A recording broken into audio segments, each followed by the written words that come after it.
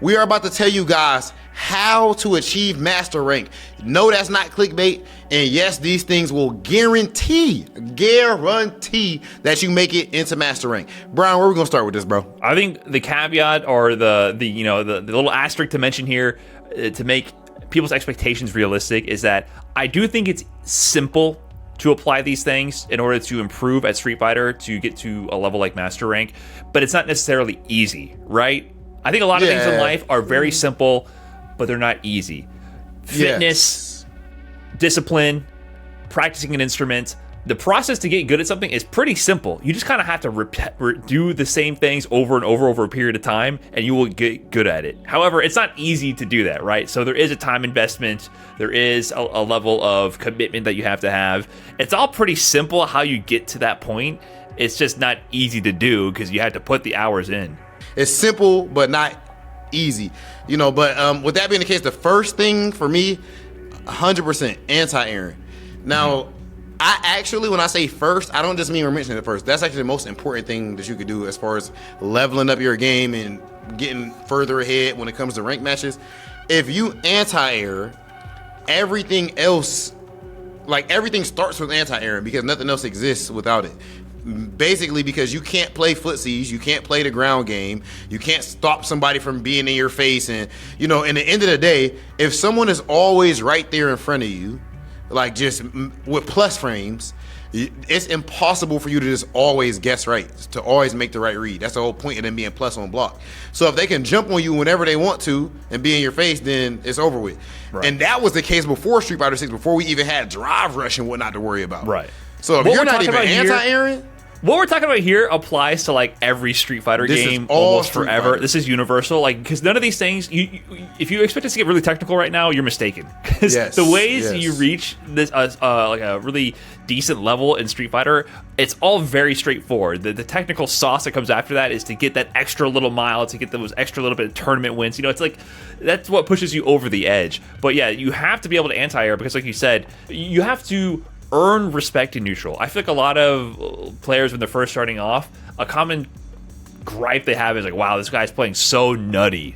Wow, this guy's jumping at me so much. He's playing the wrong way. And it's why would he play the right way if you can't stop them from playing the wrong way? You need to also know the subtleties of anti-airing to a degree, right? Understand that when you're at a certain range, this with your character, you can anti-air these ranges. If you're too close, you might need to either do a jump back air to air or avoid the anti-air option altogether. But just know a few basic ranges. Go into training mode, boot up your character, record the dummy doing a jump in with a button, and just practice the spacings where you can press the anti-air and the timing. It takes a full second.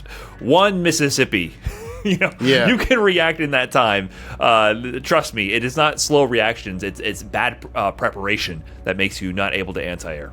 Okay, so the next thing right here that Brian, you actually put this on the list, and I love this point, is playing with purpose. So you want to have an actual counter strategy. Your strategy could even be, or your purpose could be, to push your opponent to the corner. Well, the higher you go, it can get down to matchup knowledge and figuring out all these little details of every matchup.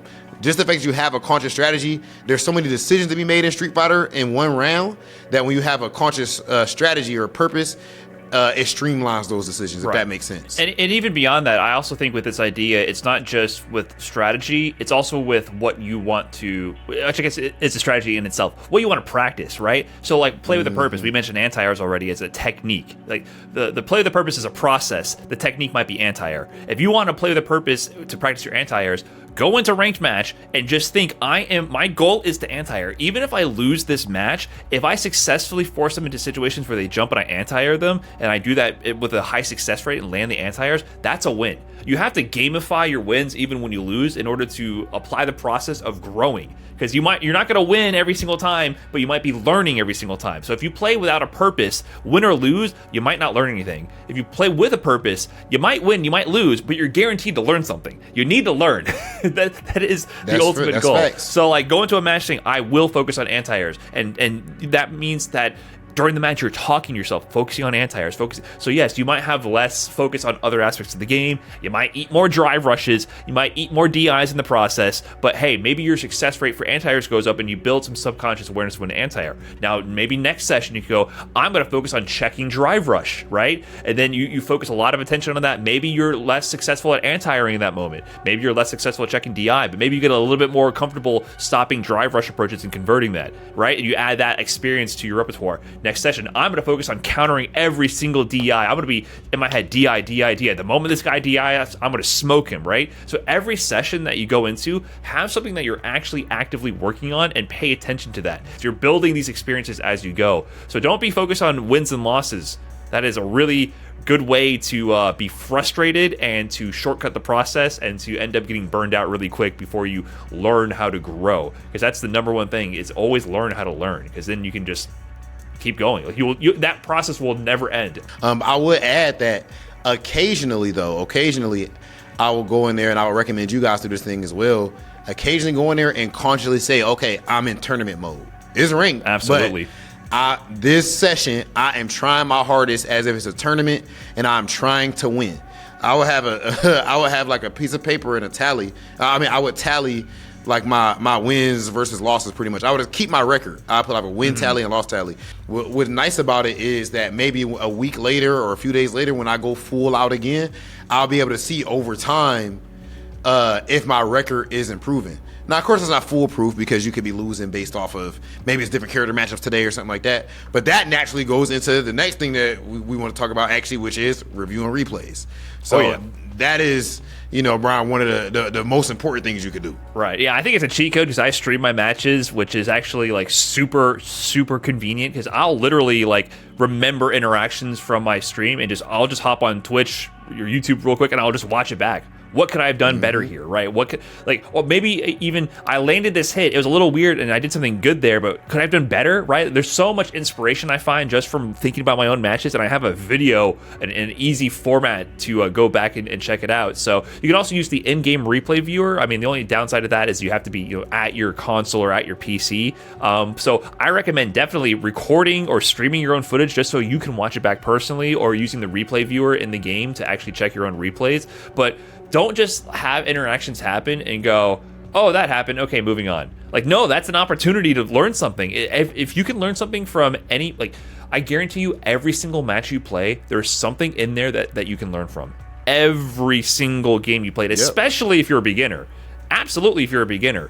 Checking out your replays, I think you should also like objectively look at yours. Try as much as you can, try to objectively look at yourself and say, okay, what was, going back to bringing it full circle, what was my purpose right here? What am I thinking right here? This advice or this process we're talking about applies not just to beginners or people just below mastering. It's everybody. Like this never ends. So I just want to be very clear about this. This is a forever process to continuously improve. So it applies in the beginning as well. The last two things, we can kind of bundle them up real quick.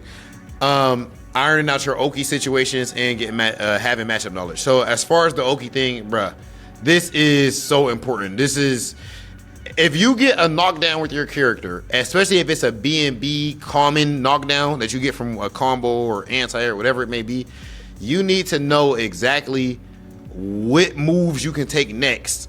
As far as, can you dash? Can you dash once? Can you dash twice? Do you have to drive rush?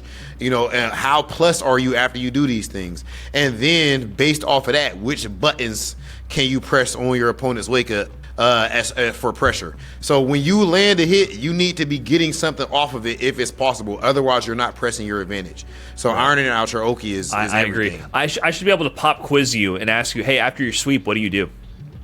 Yes. Yep. I should be able to ask you that, right? Like, and that's something that comes with time. Like, even for me, there's still a few Oki situations I haven't ironed out, but there's a lot of things where I was like, here are my setups I have when I get these certain knockdowns.